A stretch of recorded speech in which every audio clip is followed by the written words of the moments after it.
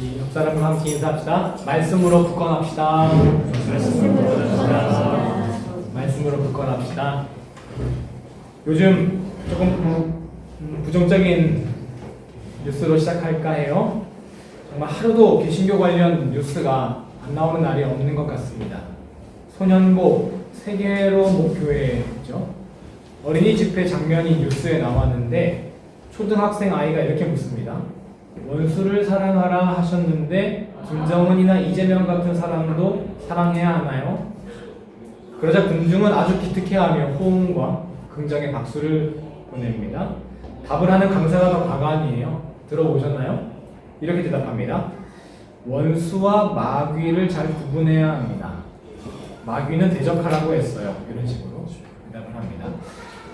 초등학생들이 한 몇백 명 이렇게 앉아있는 데서 말이죠. 요즘 일반 방송에서도 목사님들을 초대해 이런 질문을 많이 하더라고요. 한국교회는 왜 구구 집회에 선봉장에 서는 것입니까? 대표적인 인물인 정광훈 씨, 그 사람의 언행을 보면 도저히 목사 같지가 않잖아요. 심지어 하나님을 모독하는 말을 하는데도 어떻게 기독교인들이 그런 사람을 따를 수 있습니까? 더 문제는 한국교회는 왜 정광훈 같은 사람을 제재하거나 비판하지 못합니까? 이 문제에 대해 한국교회가 그동안 취해온 입장은 무시였습니다. 한 사람의 개인적인 일탈이니 그냥 무시하면 자연적으로 도태될 것이라는 판단이었습니다. 하지만 그 판단은 틀렸죠. 이미 개인의 일탈로 치부해야 될 수준을 넘어서지 않았습니까? 더 심각한 문제는 한국교회가 제대로 된 반응을 하지 못하고 있다는 것입니다. 뿐만 아니라 그들이 만들어내는 혐오의 일부 동조하기까지 합니다. 한국교회의 극우화는 개인적인 일탈이 아닌 구조적인 문제, 전체의 문제라는 것입니다. 저는 한국교회의 구조적인 문제가 바로 복음주의가 빠질 수 있는 함정, 위험성이라는 판단의 근거에 여러분과 복음주의가 무엇인지에 대해 나누고자 합니다.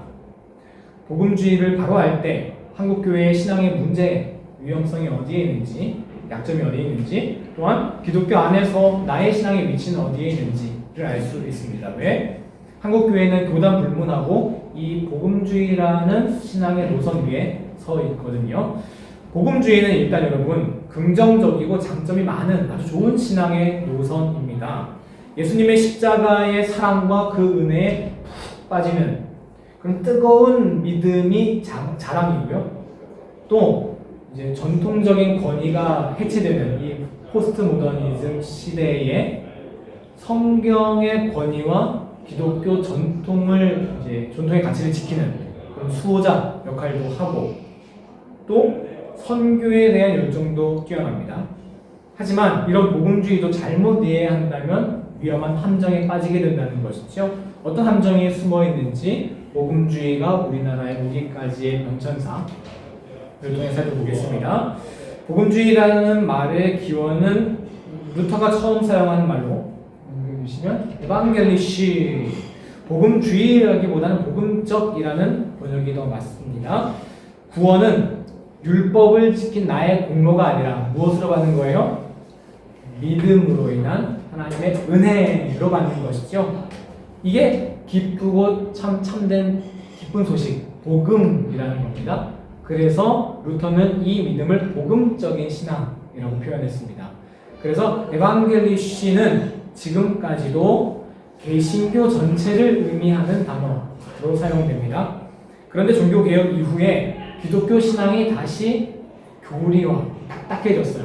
뜨거운 믿음이 사라지고 실천도 없고 교파별로 나뉘어서 우리 교리가 맞네, 너네 교리는 틀렸네, 싸우기만 합니다. 그래서 독일에서 이 신앙의 뜨거움과 실천을 회복하자라는 운동이 나타나는데 그것을 경건주의 운동이라고 하고요. 그 경건주의의 발상지, 중심이 어디냐면 여기서 가까운 할레입니다. 넘겨주시면 야콥 슈페너라는 사람이 이 경건한 열망이라는 책을 통해서 이 경건주의가 아주 붐을 이루고요. 옆에 보면은 프랑케라는 사람인데 이 사람이 아주 부자였어요. 할레 전체가 이 사람의 소유일 정도로 이 사람이 학교도 세우고 그게 할례대왕이고요. 이 사람이 세운 거 전적으로 세운 건 아니겠지만 그래서 지금도 할례에 가면 이 프랑케의 흔적이 곳곳에 남아 있습니다.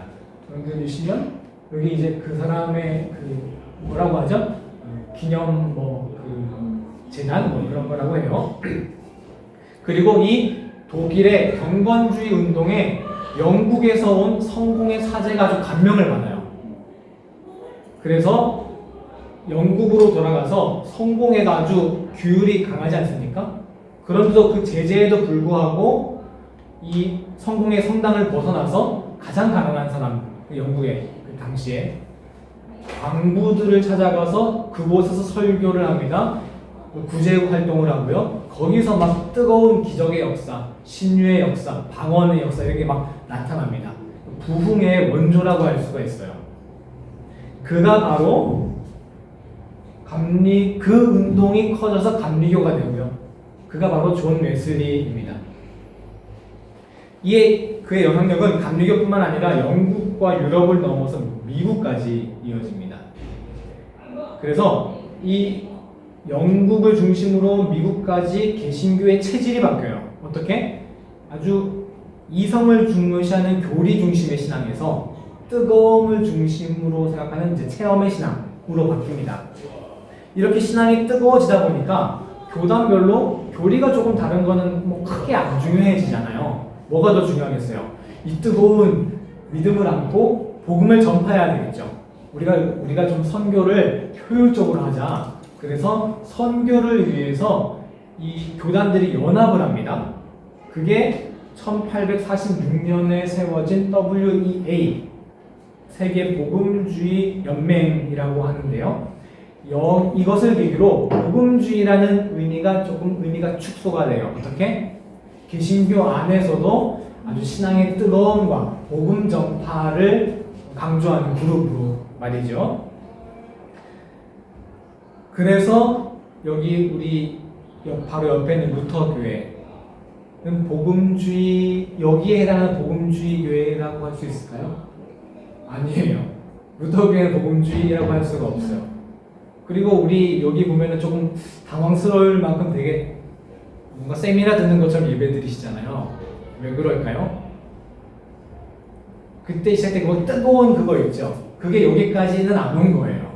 이 독일 분들 영성에 그런 느낌인 거죠. 이해되시죠?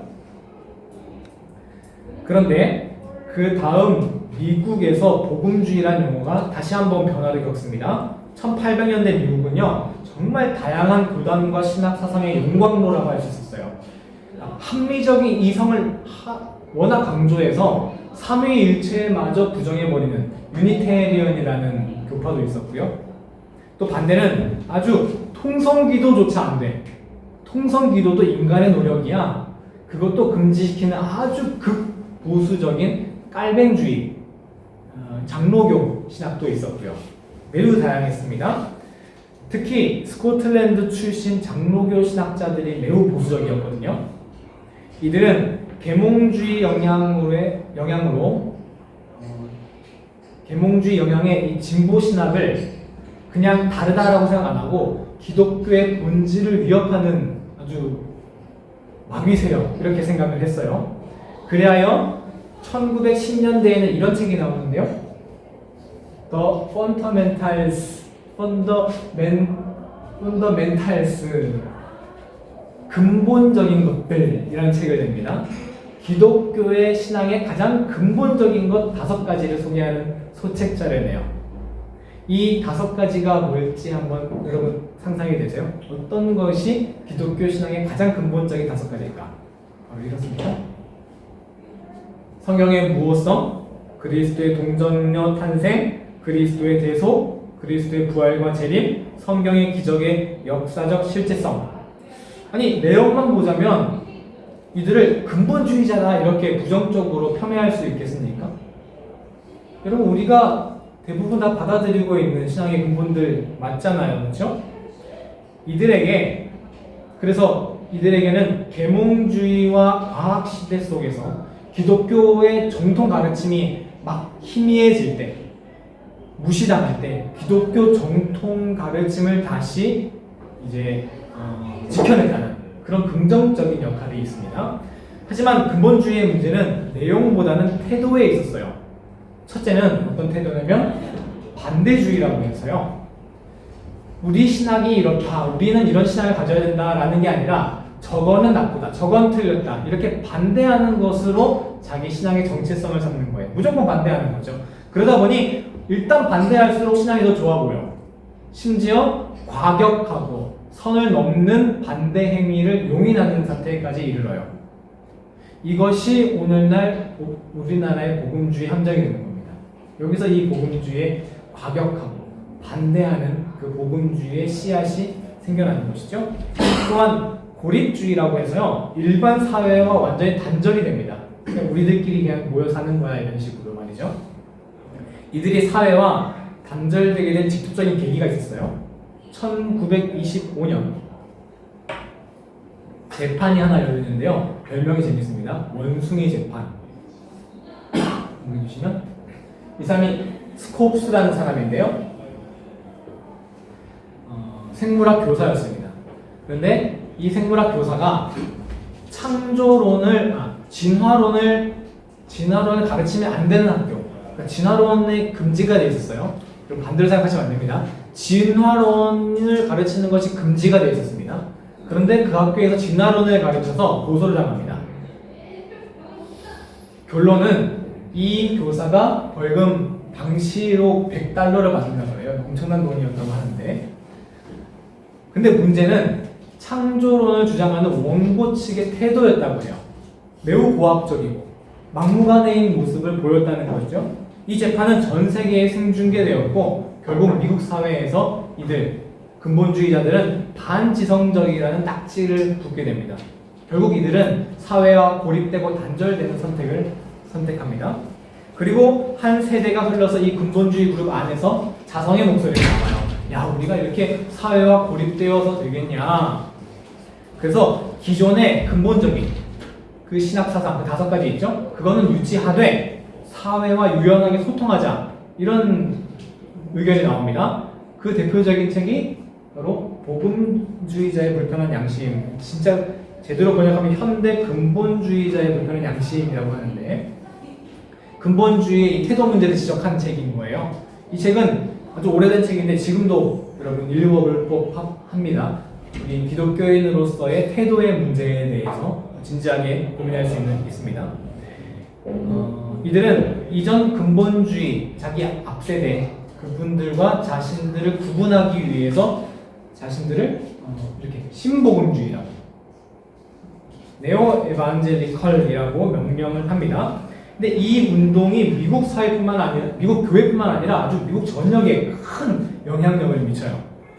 그 영향력을 대표하는 인물이 여러분 우리가 잘 아시는 빌리 그라함 목사님입니다. 신복음주의의 영향력이 커지면서 이 신복음주의가 그냥 복음주의라는 이름을 갖게 돼요. 이전 세대는 그냥 근본주의자가 돼버리고, 이 그룹, 이 신복음주의, 복음주의라고 할 수 있는 이 그룹이 우리나라에 가장 직접적이고 큰 영향력을 미친 그룹이라고 할 수 있습니다. 우리나라의 주류 교단, 주요 교회들 다 여기 이 복음주의 노선에 서 있다고 볼 수 있습니다. 여러분요, 나는요, 다 여러분 다 거기에서 계신 거예요. 그래서 우리는 복음주의를 사용할 때 보통 약간 이런 뉘앙스로 사용하는 경우가 있어요. 너 복음주의자야? 복음주의자 아니야? 복음주의가 아니면 뭔가 기독교인이 아닌 것처럼 느껴지거든요. 그런데 복음주의는, 우리가 말하고 있는 복음주의는 뭐라고요? 이 미국에서 나타난 근본주의에서 조금 사회와 유연하게 소통하는 그 그룹, 그 노선, 그 노선을 복음주의라고 하는 거예요. 그러면 아까 말씀드렸듯이 이 루터교회, 주변에 루터교회 복음주의가 아니에요. 이 사람들은.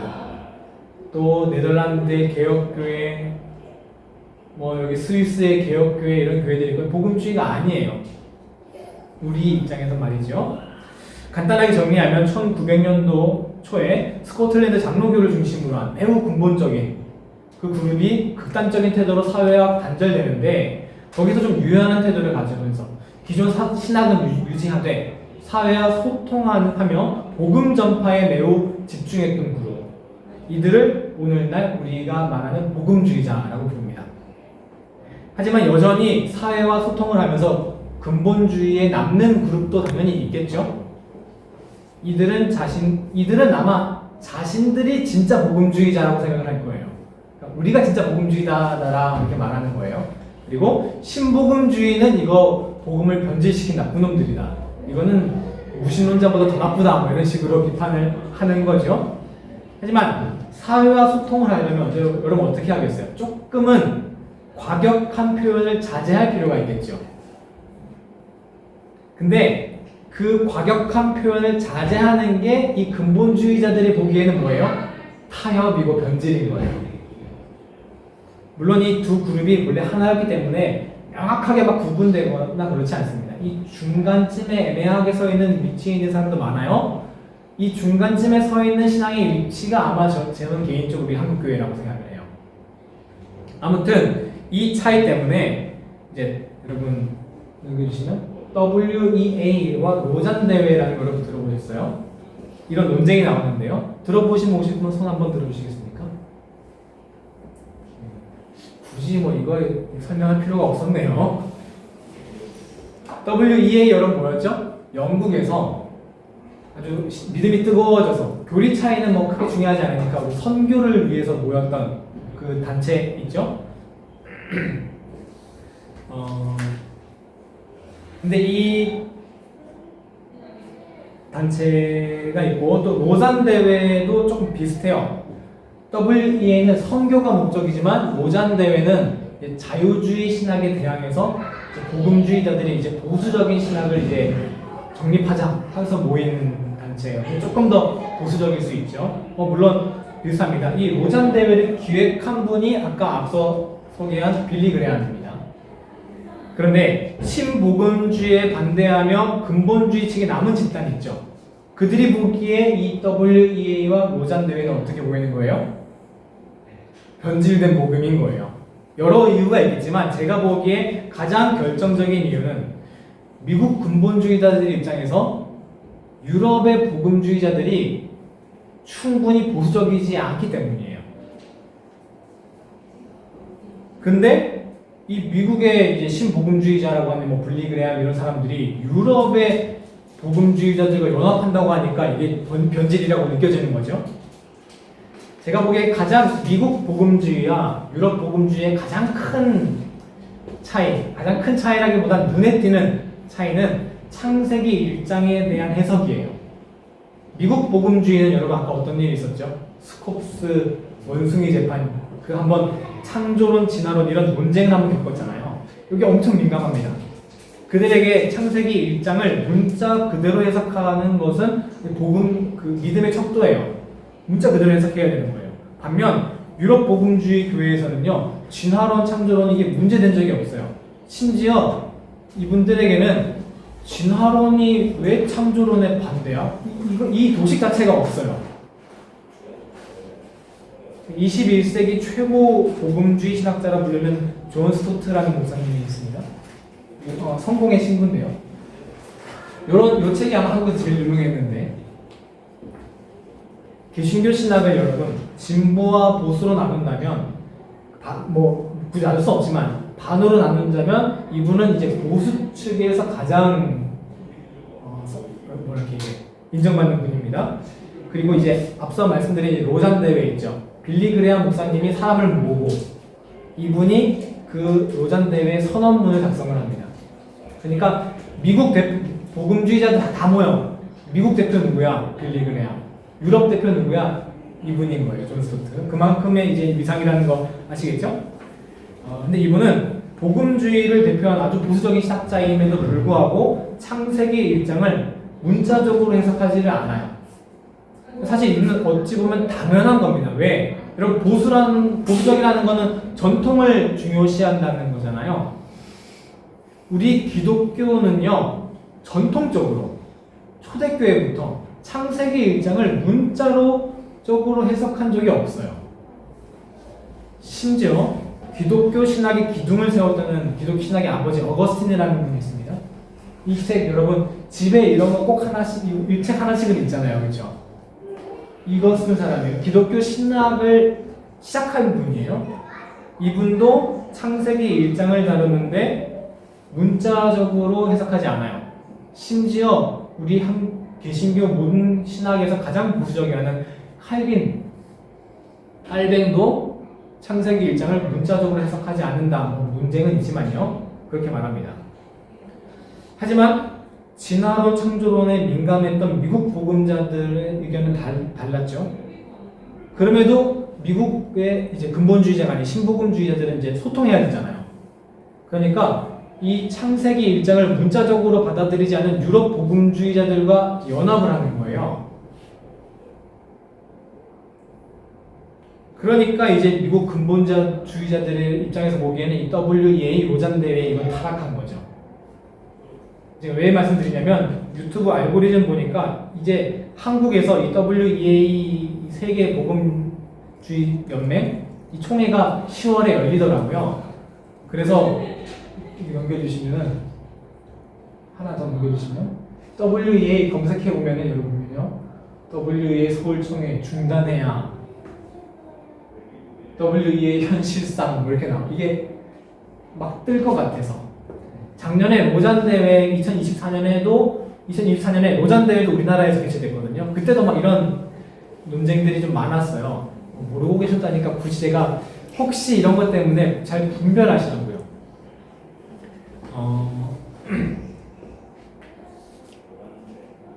앞에 그 전으로 남겨주시면은 제가 이게 뭐가 옳다, 저게 틀렸다 이 말씀을 드리고 싶지 않습니다.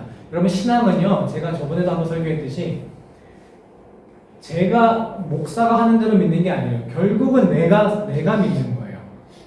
근데 뭐냐면 제가 전체의 이 논쟁의 구조를 보여드리는 거예요. 이 논쟁이 지금 어떤 방향에서 일어나고 있는지.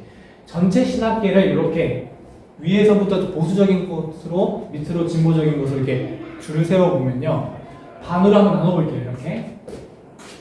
그 로잔 대회 WEA 비판하는 게 막 여러분 이제 뭐 유튜브에 알고리즘에 뜰 수 있습니다. 근데 그거는 어디에서 일어나는 거냐? 이 근본주의에서 복음주의를 비판하는 거예요. 이해되시겠죠?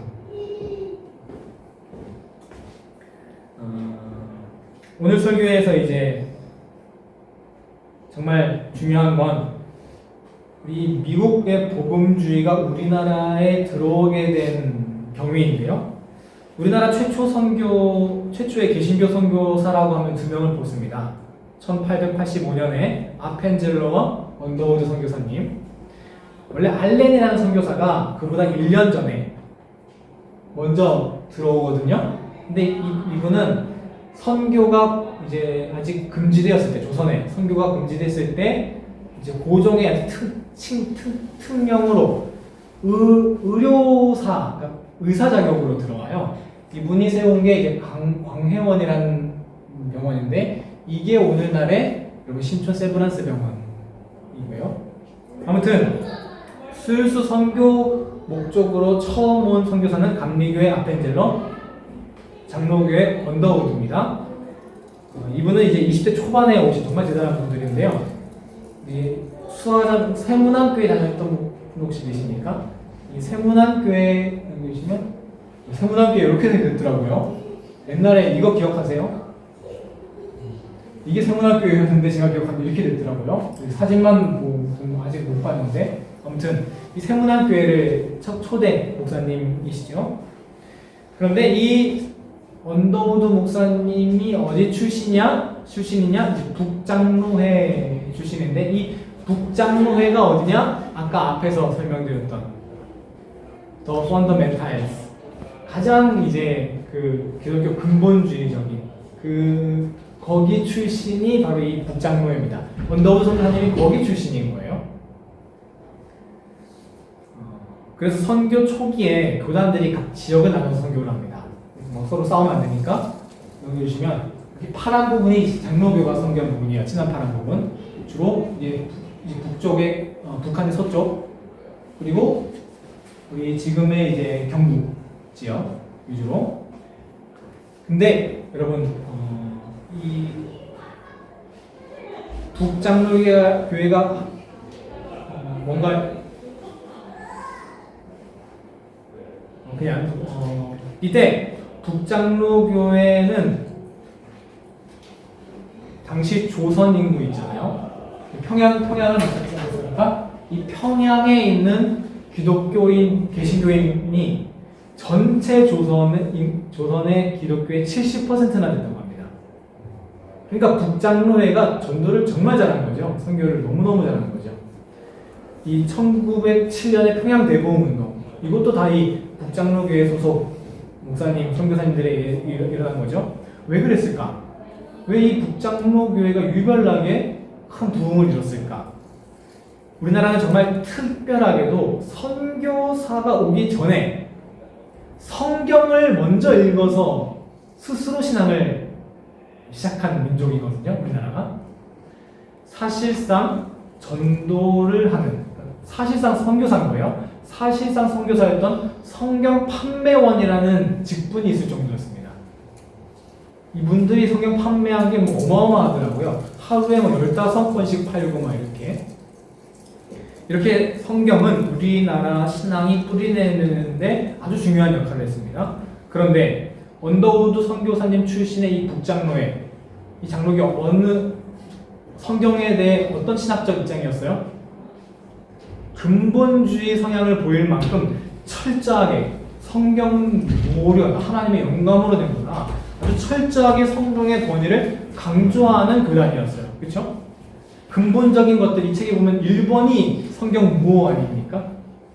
이러한 성경의 절대적인 권위를 두는 신학이 성경을 통해 복음을 받아들였던 우리 이 조선인들의 신앙에 딱 맞아떨어져 붙었던 거예요. 만약 여러분 이때 자유주의 신학자들이 와가지고 성경도 결국 인간의 작품이야. 그래서 아주 학문적으로, 아주 비평학적으로 봐야 돼. 이런 말 했으면은 성경가 되겠습니까? 일본이 딱 그랬거든요. 일본은 지식인 중심으로 개신교가 나와요. 이 지식인들이 유럽의 자유주의 신학 학문에 아주 능숙했거든요. 그래서 아마 성교가 더딘 이유 중에 하나일 수도 있습니다. 더 중요했던 건 그 보수적이었던 장로교 출신 선교사들이 당시 조선에 있던 모든 교단들 있지 않습니까? 이 교단들을 통합하는 데 앞장섰다는 겁니다. 이게 왜 중요하냐면 자 보세요. 아까 앞에서 근본주의자들은 이 WEA와 연합하는 걸 매우 싫어했죠. 왜냐하면 내 교리가 중요하기 때문에 다른 교리를 가진 집단과 연합한다는 건 이제 타협이라고 느껴진다는 거예요. 하지만 당시 조선에는 북장로회, 남장로회, 남감로회, 북감로회, 미국 감리교회고 캐나다 장로회, 심지어 호주 장로회까지 들어와 있습니다.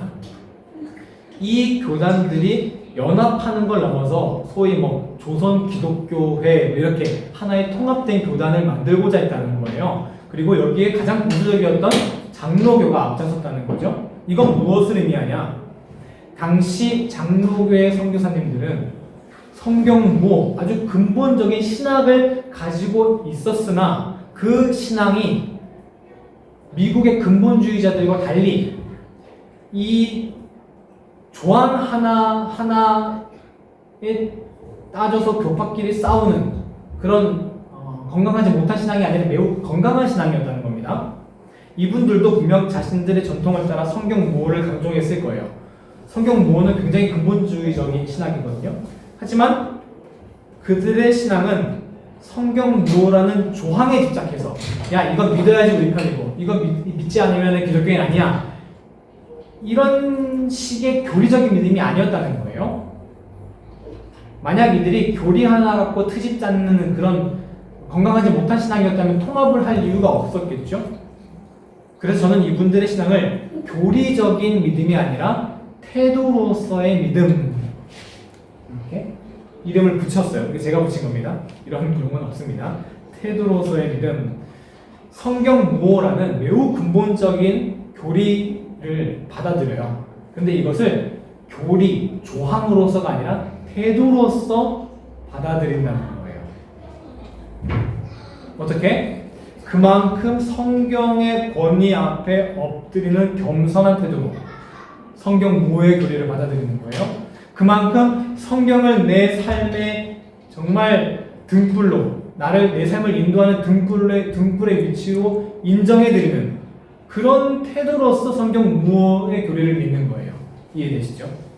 이 태도로서의 믿음을 잘 보여주는 사례가 하나 있습니다. 눈이 허리까지 쏟아진 어떤 밤이었어요. 오늘 선교사님 집에 똑똑똑똑 누가 문을 들이었어요. 어떠니까 조선인 5명이, 실화입니다. 5명이 세례를 받고 싶어서 선교사를 찾아온 거예요. 이 한밤중에. 그런데 이 조선인들 등에 보니까 나무 십자가를 하나씩 다 업고 왔어요. 자꾸 흘러내리니까 밧줄로 칭칭 묶어가지고 온 거예요. 아니 그렇게 먼 길을 오셨는데 뭘 이렇게 무거운 걸 메고 오셨습니까? 물으니까 이들이 하는 말이 마태복음 16장 24절 한번 함께 읽어주시겠어요? 시작. 누구든지 내 말 따라오거든 자기를 부인하고 자기 십자가를 지고 나를 따르라 하시니라. 이 구절을 문자적으로 해석한 거예요. 아, 예수님을 따르려면 내가 세례를 받으러 가려면 어떻게 해야 되겠다? 십자가를 내가 메고 가야 되겠구나. 진짜 십자가 메는 거예요. 여러분, 성경의 권위에 복종하는 것은 바로 이런 믿음입니다. 너 진화론 믿어? 창조론 믿어? 이렇게 사상 검증하는 게 아니라고요. 머리에만 머무는 거는 교리적인 신앙입니다. 이게 복음주의가 빠질 수 있는 함정이거든요. 머리로 이거 믿어? 안 믿어? 네 편 내 편 가는 거. 이게 복음주의가 빠질 수 있는 함정이에요. 믿음은 겨자씨 하나만큼만 있어도 산을 옮긴다고 했습니다. 그만큼 믿음이라는 건 능력이 있다는 거죠. 여러분, 창조론 믿어 안 믿어 이거 가지고 무슨 능력이 있습니까? 무슨 능력이 나와요? 사는 거는 하나님의 창조하신 세계 다 어지럽히면서 샴푸 막 이만큼 막 맨날 쓰면서 우리 맨 하루하루 살아가는데 하나님이 다 창조하신 백성이라고 하면서 다른 사람들 핍박하고 전쟁 일으키고 이게 창조를 믿는 게 아니죠. 성경의 말씀이 문자 그대로 성경에는 문자로만 있잖아요. 하나님의 말씀이.